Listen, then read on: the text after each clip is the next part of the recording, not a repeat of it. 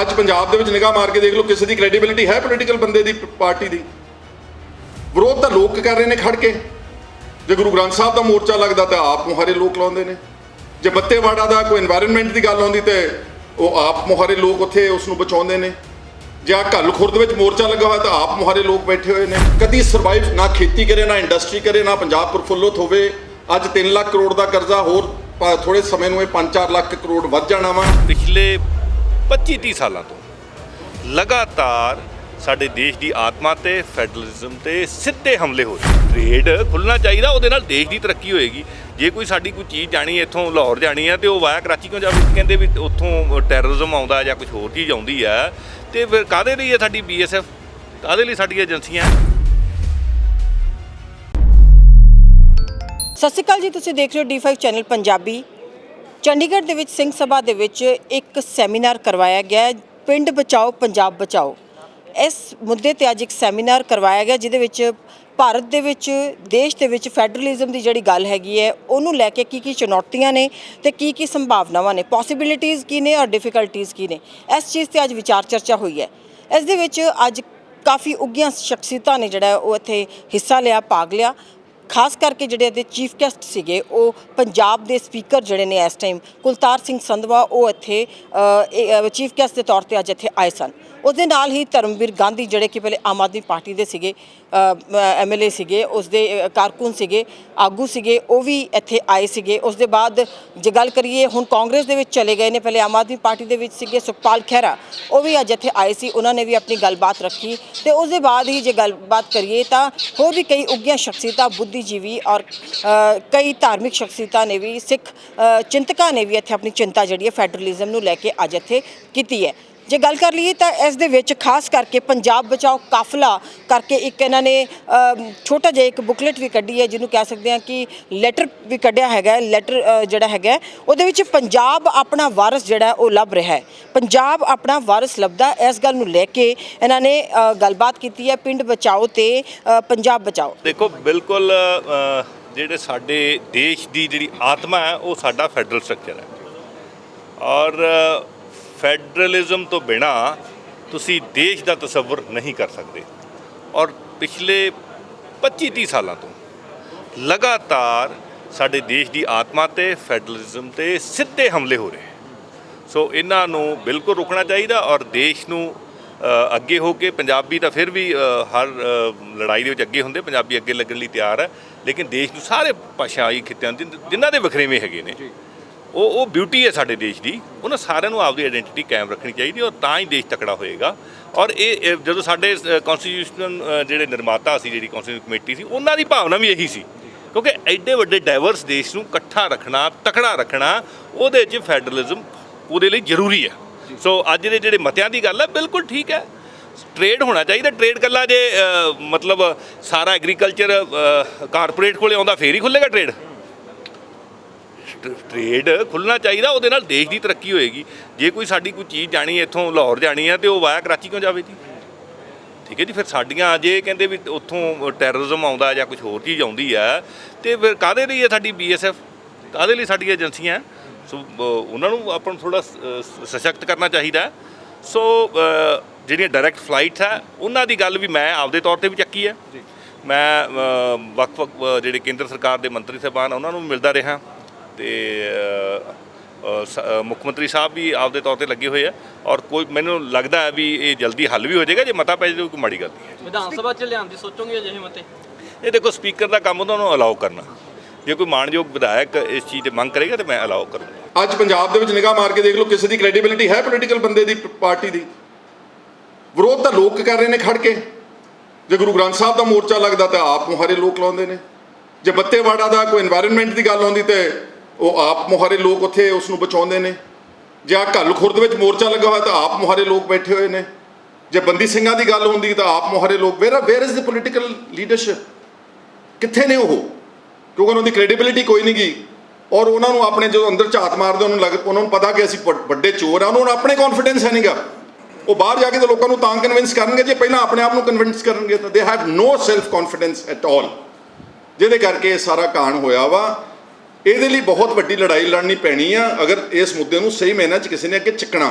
Analyse ਆਪਾਂ ਸਭ ਨੇ ਕਰਤਾ। ਮੈਂ ਜਦੋਂ ਪ੍ਰੋਫੈਸਰ ਖਲੀਦ ਦੀ ਗੱਲ ਸੁਣ ਰਿਹਾ ਸੀ, ਕਿੱਥੇ ਬੈਠੇ ਨੇ, ਬਸ he had completed the analysis, the meeting could have just stopped there and start off what is the action plan, what are the solutions that you've got to this problem, ਇਹਨੂੰ ਕਿੱਦਾਂ ਖੇੜਾ ਛੁਡਾਈਏ ਕਿੱਦਾਂ, ਕਿਉਂਕਿ ਪੰਜਾਬ ਬਹੁਤ ਬੁਰੀ ਤਰ੍ਹਾਂ ਇਫੈਕਟ ਹੋਇਆ।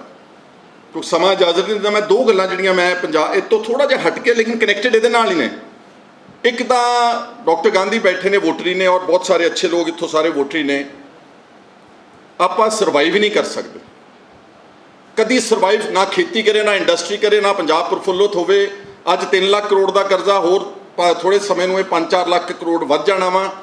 ਇੱਕੋ ਹੀ ਹੱਲ ਹੈ, ਅਗਰ ਜਿਹੜਾ ਇੱਥੋਂ ਕਿਹਾ ਬਜ਼ੁਰਗਾਂ ਨੇ ਹੁਣੇ, ਵੈਸੇ ਤਾਂ ਐਕਚੁਅਲੀ ਤਾਂ ਇਹ ਜਿਹੜੀ ਬਿਜ਼ਨਸ ਕੋਰੀਡੋਰ ਹੈਗੀ ਇਹ ਸਾਰਾ ਰੀਜਨ ਹੋਣਾ ਚਾਹੀਦਾ ਵਾ, ਲੇਕਿਨ ਘੱਟੋ ਘੱਟ ਸਾਡਾ ਪਾਕਿਸਤਾਨ ਨਾਲ ਜਿਹੜਾ ਪੁਰਾਣਾ ਸਿਲਕ ਰੂਟ ਤਾਂ ਖੁੱਲ੍ਹੇ।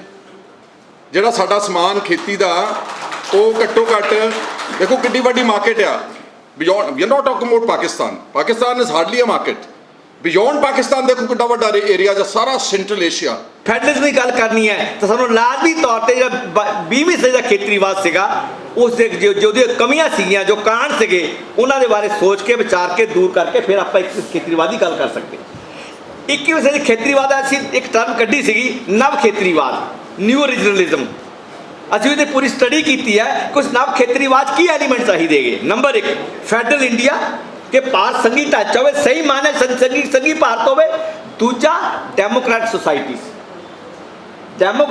ਜਿਹਦਾ ਮਤਲਬ ਕੀ ਹੈ ਕਿ 21ਵੀਂ ਸਦੀ ਦੀ ਹਾਣ ਦੀ ਸਿਆਸਤ ਇਹਨਾਂ ਖੇਤਰੀ ਪਾਰਟੀ ਕਰਨੀ ਪਊਗੀ, ਜਿਹੜੀ ਪਾਰਦਰਸ਼ੀ ਹੋਊਗੀ, ਲੋਕਾਂ ਨੂੰ ਜਵਾਬਦੇਹ ਹੋਊਗੀ, ਲੋਕ ਹਿਤੈਸ਼ੀ ਹੋਊਗੀ, ਔਰ ਜੋ ਸਮਾਜ ਦੇ ਪਛੜੇ ਤੇ ਦਬੇ ਹੋਏ ਤਬਕੇ ਹੈਗੇ, ਚਾਹੇ ਉਹ ਦਲਿਤ ਰਹੇ ਪੰਜਾਬ ਵਿੱਚ, ਕਿਉਂਕਿ ਸਿੱਖੀ ਵਿੱਚ ਜਾਤ ਪਾਤ ਦੇ ਖਿਲਾਫ ਜੱਦੋ ਜਹਿਦੀਆਂ ਨੂੰ ਖਤਮ ਕਰਦੀਆਂ ਨੇਕਾਂ ਸੰਭਾਵਨਾਵਾਂ ਹੋਣ ਦੇ ਬਾਵਜੂਦ ਪੰਜਾਬ ਵਿੱਚ ਇਹ ਜਿਹੜੀ ਵਬਾ ਹੈਗੀ, ਚਾਹੇ ਦੇਸ਼ ਦੇ ਜਿਹੜੀ ਕਾਊ ਬੈਲਟ ਹੈਗੀ ਹੈ, ਜਿਹੜੀ ਹਿੰਦੀ ਬੈਲਟ ਹੈ, ਉਹਦੇ ਮੁਕਾਬਲੇ ਬਹੁਤ ਘੱਟ ਹੈਗੀ ਹੈ, ਪਰ ਫਿਰ ਵੀ ਇਹ ਵਬਾ ਜਿਹੜੀ ਬਿਮਾਰੀ ਹੈਗੀ ਪੰਜਾਬ 'ਚ ਕਾਫੀ ਅਜੇ ਸਾਨੂੰ ਦੇਖਣ ਨੂੰ ਮਿਲਦੀ ਹੈਗੀ ਹੈ। ਸੋ ਦਲਿਤਾਂ ਦੇ ਮਾਮਲੇ 'ਚ ਆਪਾਂ ਨੂੰ ਇੱਕ ਕਲੀਅਰ ਕੱਟ ਉਹਨਾਂ ਦੀ ਸਸ਼ਕਤੀਕਰਨ ਜਿਹੜਾ ਹੈਗਾ ਹੈ, ਸਮਾਜਿਕ ਤੌਰ 'ਤੇ ਵੀ, ਆਰਥਿਕ ਤੌਰ 'ਤੇ ਵੀ, ਜੋ ਉਹਨਾਂ ਨਾਲ ਬਖਰੇਵਾਂ ਹੈਗਾ, ਜੋ ਦਵੈਤ ਹੈਗੀ ਹੈ, ਜੋ ਉਹਨਾਂ ਨਫ਼ਰਤ ਹੈਗੀ ਹੈ, ਜੋ ਉਹਨਾਂ ਨਾਲ ਇੱਕ ਬੇਇਨਸਾਫੀ ਹੈਗੀ ਹੈ, ਧੱਕਾ ਹੈਗਾ ਹੈ, ਆਰਥਿਕ ਤੌਰ 'ਤੇ, ਸਮਾਜਿਕ ਤੌਰ 'ਤੇ, ਉਹ ਖਤਮ ਕਰਨ ਵਾਸਤੇ ਇਹ ਪਾਰਟੀਆਂ ਝੰਡਾ ਬੁਲੰਦ ਕਰਨਗੀਆਂ। ਤੇ ਦੂਜਾ ਔਰਤਾਂ ਜਿਹੜੀਆਂ ਦੁਨੀਆ ਦਾ ਅੱਧ ਹੈਗੀਆਂ, ਹਿੰਦੁਸਤਾਨ ਦਾ ਅੱਧ ਹੈਗੀਆਂ, ਪੰਜਾਬ ਦਾ ਅੱਧ ਹੈਗੀਆਂ, ਉਹਨਾਂ ਨੂੰ ਜਿਹੜੀ ਮੱਧਯੁਗੀ ਜ਼ਿੰਦਗੀ ਹੈ ਉਹਨੂੰ ਖਤਮ ਕਰਕੇ, ਜੋ ਮੱਧਯੁਗੀ ਵਿਵਹਾਰ ਹੈ ਸਾਡੇ ਸੁਭਾਵਾਂ 'ਚ ਪਏ, ਸਾਡੇ ਸਮਾਜ 'ਚ ਪਏ ਨੇ, ਉਹਨਾਂ ਨੂੰ ਮੁਕੰਮਲ ਤੌਰ 'ਤੇ ਖਤਮ ਕਰਕੇ ਸਾਨੂੰ ਔਰਤਾਂ ਦਾ ਮਾਨਸਿਕ, ਸਰੀਰਕ, ਬੌਧਿਕ ਵਿਕਾਸ ਵਾਸਤੇ ਖੁੱਲ੍ਹਾ ਅਸਮਾਨ ਉਡਾਰੀ ਮਾਰਨ ਵਾਸਤੇ ਉਹਨਾਂ ਨੂੰ ਦੇਣਾ ਪੈਣਾ, ਔਰ ਖੁੱਲ੍ਹਾ ਅਸਮਾਨ ਉਡਾਰੀ ਮਾਰਨ ਵਾਸਤੇ ਸਾਨੂੰ ਦਲਿਤਾਂ ਨੂੰ ਦੇਣਾ ਪੈਣਾ। ਤਾਂ ਅਸੀਂ ਕਹਾਂਗੇ 21ਵੀਂ ਸਦੀ ਦਾ ਖੇਤੀਵਾਦ ਆਪਣੀ ਸਹੀ ਲੀਹਾਂ ਦੇ ਉੱਤੇ ਹੈਗਾ। ਬੇਸਿਕਲੀ ਇਸ ਦੇ ਵਿੱਚ ਜਿਹੜੀ ਵਿਚਾਰ ਚਰਚਾ ਅੱਜ ਕੀਤੀ ਗਈ ਹੈ, ਉਹਦਾ ਮੇਨ ਮੁੱਦਾ ਹੀ ਸੀ ਕਿ ਸੰਘੀ ਢਾਂਚਾ ਜਿਹੜਾ ਹੈਗਾ ਦੇਸ਼ ਦੇ ਵਿੱਚ ਲਗਾਤਾਰ ਉਸ 'ਤੇ ਹਮਲੇ ਹੋ ਰਹੇ ਨੇ, ਔਰ ਖਾਸ ਕਰਕੇ ਪੰਜਾਬ ਔਰ ਬਾਕੀ ਸੂਬਿਆਂ ਨੂੰ ਸੰਘੀ ਢਾਂਚੇ ਦੇ ਕਵਰ ਦੇ ਵਿੱਚ ਲਿਆਉਣਾ ਜ਼ਰੂਰੀ ਹੈਗਾ, ਕਿਉਂਕਿ ਜਿਹੜਾ ਸੰਵਿਧਾਨ ਹੈਗਾ ਉਹਦੇ ਵਿੱਚ, ਸੰਵਿਧਾਨ ਦੇ ਵਿੱਚ ਕਲੌਜ਼ ਹੈਗਾ ਜਿਹਦੇ ਵਿੱਚ ਕਿ ਸਟੇਟਸ ਨੂੰ ਯੂਨੀਅਨ ਆਫ ਸਟੇਟਸ ਕਿਹਾ ਗਿਆ, ਔਰ ਸਾਰੇ ਦੇ ਸਾਰੇ ਬੁਲਾਰਿਆਂ ਦੀ ਇੱਕ ਮਤ ਸੀਗਾ। ਇਹੀ ਗੱਲ ਬਾਰ-ਬਾਰ ਉੱਭਰ ਕੇ ਆ ਰਹੀ ਸੀ ਕਿ ਜਿਹੜਾ ਯੂਨੀਟੇਰੀਅਨ ਸਿਸਟਮ ਹੈਗਾ, ਜਿਹੜਾ ਇੱਕ ਕਰ ਦੇਣ ਵਾਲਾ ਸਾਰੇ ਸੂਬਿਆਂ ਨੂੰ ਇੱਕ ਮਾਲਾ 'ਚ ਪਿਰੋ ਦੇਣ ਵਾਲੀ ਗੱਲ ਕਰ ਲਈਏ, ਜਾਂ ਇੱਕੋ ਤਰੀਕੇ ਦਾ ਬਣਾ ਦੇਣ ਵਾਲਾ ਜਿਹੜਾ ਢਾਂਚਾ ਹੈਗਾ, ਉਹ ਕਦੀ ਵੀ ਪ੍ਰਵਾਨ ਹਿੰਦੁਸਤਾਨ ਦੇ ਵਿੱਚ ਘੱਟੋ ਘੱਟ ਨਹੀਂ ਹੋ ਸਕਦਾ। ਭਾਰਤ ਦੇ ਵਿੱਚ ਕਿਉਂਕਿ ਸਾਰੇ ਸੂਬੇ ਜਿਹੜੇ ਨੇ ਉਹ ਵੱਖ-ਵੱਖ ਤਰੀਕੇ ਦੇ ਸੂਬੇ ਨੇ, ਅਲੱਗ-ਅਲੱਗ ਇੱਥੇ ਸਭਿਅਤਾਵਾਂ ਨੇ, ਕਲਚਰ ਨੇ, ਆਪਣੇ ਤਰੀਕੇ ਦੇ ਨਾਲ ਇੱਥੇ ਲੋਕਾਂ ਦੀਆਂ ਨੇ, ਰੰਗ ਦੇ ਇੱਥੇ ਫੁੱਲ ਨੇ, ਔਰ ਖੁਸ਼ਬੂਆਂ ਹਰ ਸੂਬੇ ਦੀ ਆਪਣੀ ਹੈਗੀ ਹੈ, ਲੋਕਾਂ ਦੇ ਆਪਣੇ ਵਿਚਾਰ ਨੇ, ਆਪਣਾ ਰਹਿਣ ਸਹਿਣ ਦੇ ਤਰੀਕੇ ਨੇ, ਔਰ ਉਸ ਦੇ ਨਾਲ ਹੀ ਡੈਮੋਗ੍ਰਾਫਿਕ ਜੇ ਗੱਲ ਕਰੀਏ, ਖਾਸ ਕਰਕੇ ਜੇ ਉਹਦੀ ਜੀਓਗ੍ਰਾਫੀ ਦੀ ਡੈਮੋਗ੍ਰਾਫਿਕਲੀ ਗੱਲ ਕਰ ਲਈਏ ਤਾਂ ਬਹੁਤ ਜ਼ਿਆਦਾ ਜਿਹੜੇ ਨੇ ਇਹਦੇ 'ਚ ਭਿੰਨਤਾ ਹੈਗੀ ਹੈ, ਵੱਖਰੇਵੇਂ ਨਹੀਂ ਕਹਿ ਸਕਦੇ ਪਰ ਭਿੰਨਤਾ ਹੈਗੀ ਹੈ। ਇਹਨਾਂ ਸਾਰੀਆਂ ਗੱਲਾਂ 'ਤੇ ਅੱਜ ਬੁਲਾਰਿਆਂ ਨੇ ਆਪਣੀ ਗੱਲਬਾਤ ਰੱਖੀ ਔਰ ਪੂਰਾ ਵਿਚਾਰ ਚਰਚਾ ਕੀਤਾ। ਗੱਲ ਉੱਭਰ ਕੇ ਔਰ ਸਾਰਿਆਂ ਦੀ, ਚਾਹੇ ਉਹ ਪਹਿਲਾ ਬੁਲਾਰਾ ਸੀ, ਬੁੱਧੀਜੀਵੀ ਸੀਗੇ, ਜਾਂ ਫਿਰ ਉਹਦੇ ਵਿੱਚ ਜਿਹੜੇ ਸੀਗੇ ਉੱਘੀਆਂ ਸ਼ਖਸੀਅਤਾਂ ਆਈਆਂ ਸੀਗੀਆਂ, ਸਿਆਸੀ ਸ਼ਖਸੀਅਤਾਂ ਆਈਆਂ ਸੀਗੀਆਂ, ਜਾਂ ਫਿਰ ਉਹਦੇ ਵਿੱਚ ਜਿਹੜੇ ਪ੍ਰੋਫੈਸਰ ਸੀਗੇ, ਜਾਂ ਫਿਰ ਕੋਈ ਹੋਰ ਸੀਗੇ, ਉਹਨਾਂ ਸਾਰਿਆਂ ਦਾ ਇੱਕ ਹੀ ਮਤ ਸੀਗਾ ਕਿ ਕੁਝ ਵੀ ਹੋਵੇ ਸੰਘੀ ਢਾਂਚੇ ਨੂੰ ਜ਼ਿੰਦਾ ਰੱਖਣਾ ਬਹੁਤ ਜ਼ਰੂਰੀ ਹੈ। ਖਾਸ ਕਰਕੇ ਜੇ ਅਸੀਂ ਕੁਲਤਾਰ ਸੰਧਵਾ ਦੀ ਗੱਲ ਕਰੀਏ ਤਾਂ ਉਹਨਾਂ ਨੇ ਕਿਹਾ ਕਿ ਭਾਰਤ ਦੇ ਵਿੱਚ ਜਿਹੜਾ ਹੈਗਾ ਸੰਘੀ ਢਾਂਚਾ, ਫੈਡਰਲਿਜ਼ਮ ਹੈਗਾ, ਸਪਿਰਿਟ ਆਫ ਫੈਡਰਲਿਜ਼ਮ ਨੂੰ ਹਰ ਹਾਲ ਦੇ ਵਿੱਚ ਜਿਹੜਾ ਬਹਾਲ ਕਰਨਾ ਜ਼ਰੂਰੀ ਹੈ, ਅਤੇ ਉਸ ਦੇ ਨਾਲ ਹੀ ਸੀ ਜਿਵੇਂ ਪਹਿਲੇ ਬੰਗਾਲ ਤੇ ਪੰਜਾਬ ਨੇ ਹੀ ਅੱਗੇ ਹੋ ਕੇ ਜਿਹੜੀ ਆਜ਼ਾਦੀ ਦੀ ਲੜਾਈ ਲੜੀ ਸੀਗੀ, ਉਸੇ ਤਰੀਕੇ ਦੇ ਨਾਲ ਹੁਣ ਪੰਜਾਬ ਜਾਂ ਬੰਗਾਲ ਨੂੰ ਹੀ ਅੱਗੇ ਆ ਕੇ ਫਿਰ ਤੋਂ ਇਸ ਦਾ ਜਿਹੜਾ ਇਸ ਚੀਜ਼ ਦੀ ਜਿਹੜੀ ਆਪਣੇ ਮੋਢਿਆਂ ਤੇ ਭਾਰ ਚੁੱਕਣਾ ਪਏਗਾ। ਇਹ ਸਾਰਾ ਦੇ ਸਾਰੇ ਚੀਜ਼ਾਂ ਦੇ ਵਿੱਚ ਜੇ ਦੇਖੀਏ ਤੇ ਅੱਜ ਇੱਥੇ ਇੱਕ ਚੰਗੀ ਵਿਚਾਰ ਚਰਚਾ ਹੋਈ ਹੈ ਚੰਡੀਗੜ੍ਹ ਦੇ ਵਿੱਚ ਤੇ ਵੱਡੀਆਂ ਸ਼ਖਸੀਅਤਾਂ ਨੇ ਫੈਡਰਲਿਜ਼ਮ ਤੇ ਗੱਲ ਕੀਤੀ ਹੈ। ਫੈਡਰਲਿਜ਼ਮ ਦੀ ਗੱਲ ਪੂਰੇ ਦੇਸ਼ ਦੇ ਵਿੱਚ ਲਗਾਤਾਰ ਚੱਲ ਰਹੀ ਹੈ, ਪਰ ਫਿਰ ਵੀ ਉਸ ਦੇ ਬਾਵਜੂਦ ਇਸ ਤੇ ਵਿਚਾਰ ਚਰਚਾਵਾਂ ਵੀ ਲਗਾਤਾਰ ਹੁੰਦੀਆਂ ਨੇ, ਸੈਮੀਨਾਰਸ ਹੁੰਦੇ ਨੇ। ਪਰ ਜਦੋਂ ਪੁੱਛਿਆ ਗਿਆ ਕਿ ਇਹਦੇ ਜਿਹੜਾ ਕੌਣ ਅੱਗੇ ਆਏਗਾ, ਕਿਉਂਕਿ ਜਦੋਂ ਵੀ ਕੋਈ ਮੋਰਚੇ ਲੱਗਦੇ ਨੇ ਜਾਂ ਕਿਸੇ ਵੀ ਤਰੀਕੇ ਦਾ ਕੋਈ ਵੀ ਇਕੱਠ ਹੁੰਦਾ ਤੇ ਉਸ ਇਕੱਠ ਦੇ ਵਿੱਚ ਆਮ ਮੁਹਾਰੇ ਲੋਕ ਆਮ ਅੱਗੇ ਆ ਕੇ ਹੀ ਗੱਲਬਾਤ ਕਰਦੇ ਨੇ। ਜਿੱਥੋਂ ਤੱਕ ਦੇਖਿਆ ਜਾਏ ਤਾਂ ਕੌਣ ਸਿਆਸੀ ਧਿਰਾਂ ਜਿਹੜੀਆਂ ਨੇ ਉਹ ਸਿਰਫ ਗੱਲਾਂ ਜ਼ਰੂਰ ਕਰਦੀਆਂ, ਸੈਮੀਨਾਰਸ ਦੇ ਵਿੱਚ ਜ਼ਰੂਰ ਆਉਂਦੀਆਂ, ਪਰ ਕਿਤੇ ਨਾ ਕਿਤੇ ਉਹ ਇਖਲਾਕੀ ਤੌਰ ਤੇ ਇਸ ਚੀਜ਼ ਦਾ ਬੇੜਾ ਚੁੱਕਣ ਨੂੰ ਕੋਈ ਵੀ ਤਿਆਰ ਨਹੀਂ ਹੈ। ਕੌਣ ਆਏਗਾ ਅੱਗੇ ਔਰ ਕੌਣ ਚੁੱਕੇਗਾ, ਇਸ ਤੇ ਅੱਜ ਵਿਚਾਰ ਚਰਚਾ ਹੋਈ ਹੈ ਔਰ ਉਹਨਾਂ ਨੇ ਕਿਹਾ ਕਿ ਅੱਗੇ ਵੀ ਇਸ ਤਰੀਕੇ ਦੀਆਂ ਵਿਚਾਰਾਂ ਜਿਹੜੀਆਂ ਲਗਾਤਾਰ ਹੁੰਦੀਆਂ ਰਹਿਣਗੀਆਂ।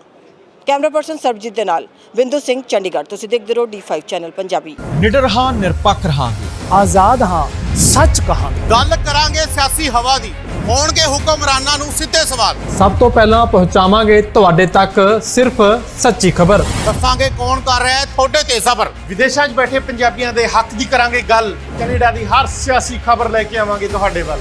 ਉਭਰਾਂਗੇ ਪੰਜਾਬ ਦੀ ਆਵਾਜ਼ ਬਣ ਕੇ। ਹੋਣਗੇ ਹਰ ਪਹਿਲੂ ਤੇ ਰੋਜ਼ ਚਰਚੇ। ਖੋਲਾਂਗੇ ਅੰਦਰੂਨੀ ਰਾਜ। ਬਣਾਂਗੇ ਬੁਲੰਦ ਆਵਾਜ਼। ਖੇਡ, ਸਿੱਖਿਆ, ਸਿਹਤ, ਖੇਤੀ ਦੀ ਬਾਤ ਪਾਵਾਂਗੇ। ਹਰ ਪਿੰਡ, ਹਰ ਸ਼ਹਿਰ ਜਾਵਾਂਗੇ। ਮਨੋਰੰਜਨ ਨਾਲ ਜੁੜੇ ਕਲਾਕਾਰਾਂ ਨਾਲ ਕਰਵਾਵਾਂਗੇ ਮੁਲਾਕਾਤ। ਸੰਘਰਸ਼ਾਂ ਵਾਲੀ ਜ਼ਿੰਦਗੀ ਤੇ ਮਾਰਾਂਗੇ ਝਾਤ। ਕੀ ਨੇ ਸਾਡੇ ਕਾਨੂੰਨ, ਫਰਜ਼ ਤੇ ਅਧਿਕਾਰ? ਕੀ ਕਰਦੀ ਹੈ ਸਾਡੀ ਸਰਕਾਰ? ਕੀ ਹੈ ਤੁਹਾਡੀ ਮੁਸ਼ਕਲ ਦਾ ਹੱਲ?